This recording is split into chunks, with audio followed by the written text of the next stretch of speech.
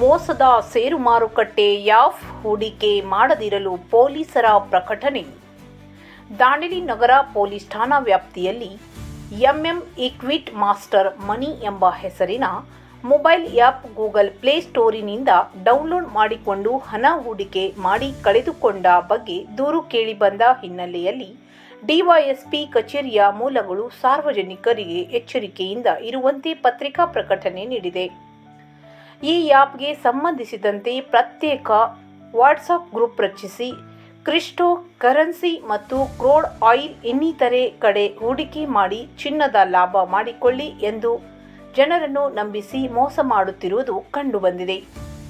ಮೊದಲಿಗೆ ಹೆಚ್ಚಿನ ಲಾಭದ ಆಸೆ ತೋರಿಸಿ ನಂತರ ಹೆಚ್ಚಿನ ಮೊತ್ತವನ್ನು ಹೂಡಿಕೆ ಮಾಡುವಂತೆ ಪ್ರೇರೇಪಿಸುತ್ತದೆ. ಸೆಬಿ ಅಥವಾ ಆರ್ಬಿಐ ನೋಂದಾಯಿತವಲ್ಲ. ಇದರಲ್ಲಿ ಹೂಡಿಕೆ ಎಂಬ ಪದ ಬದಲಿಗೆ ರೀಚಾರ್ಜ್ ಪದ ಬಳಕೆ ಮಾಡಲಾಗಿದೆ. ಸ್ಟಾಕ್ ಅಥವಾ ಮ್ಯೂಚುವಲ್ ಫಂಡ್ಗಳ ಹೆಸರುಗಳ ಬದಲು ಪ್ರಾಡಕ್ಟ್ ಎಂದು ತೋರಿಸಲಾಗುತ್ತಿದೆ. ಗ್ರಾಹಕರು ಹೂಡಿಕೆ ಮಾಡುವ ಬದಲು ಡಿಮ್ಯಾಟ್ ಅಕೌಂಟ್ ಹೊಂದಿರಬೇಕು.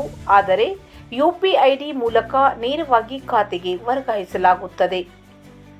ಭಾರತೀಯ ಷೇರು ಮಾರುಕಟ್ಟೆ ಭಾನುವಾರ ರಜೆ ಇದ್ದರೂ ಆಕ್ಟಿವಿಟಿ ತೋರಿಸುತ್ತದೆ.